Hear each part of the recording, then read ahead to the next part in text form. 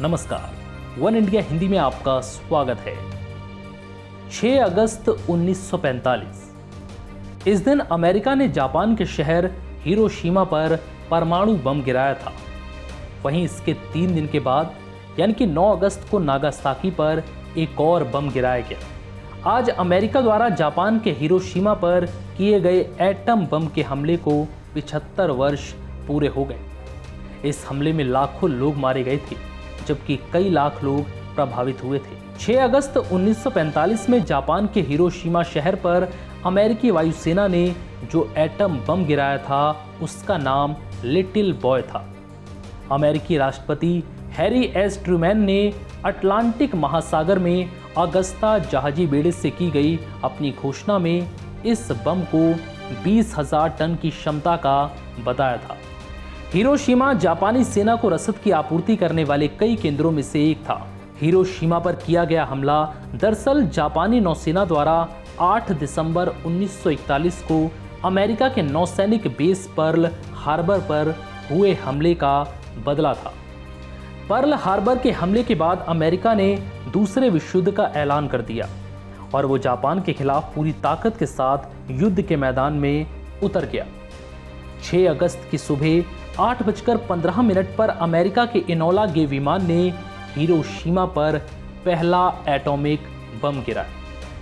उस वक्त तापमान 10 लाख डिग्री सेल्सियस से भी ज़्यादा गर्म हो गया था। करीब 10 किलोमीटर तक सब कुछ जलकर राख हो चुका था। हवा की गति इतनी तेज थी जिसका अंदाज़ा लगाना बहुत मुश्किल था। विस्फोट और थर्मल किरणों से बिल्डिंग के टुकड़े टुकड़े हो चुके थे। हिरोशिमा की आबादी उस वक्त करीब 3,50,000 थी। इनमें 43,000 जापानी सैनिक थे। लिटिल बॉय के नाम से जाना जाने वाला यूरेनियम हथियार को जब हिरोशिमा पर गिराया गया तब वो 1,850 फीट की ऊंचाई पर फटा।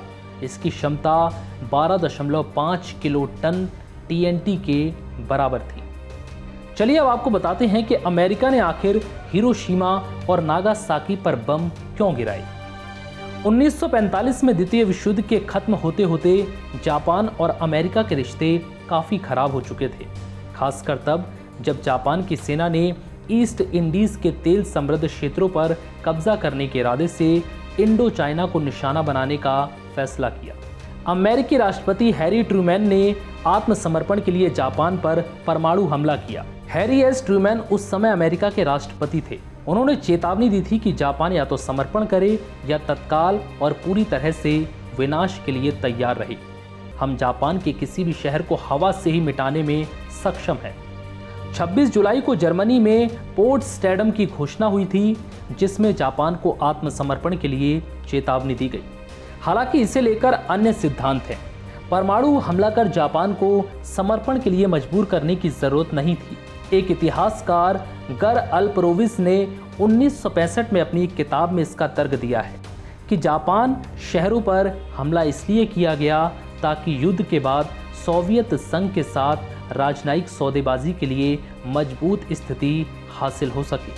हालांकि परमाणु हमले के तत्काल बाद 15 अगस्त 1945 को जापान ने बिना शर्त आत्मसमर्पण कर दिया था। फिलहाल इस वीडियो में इतना ही। नमस्कार।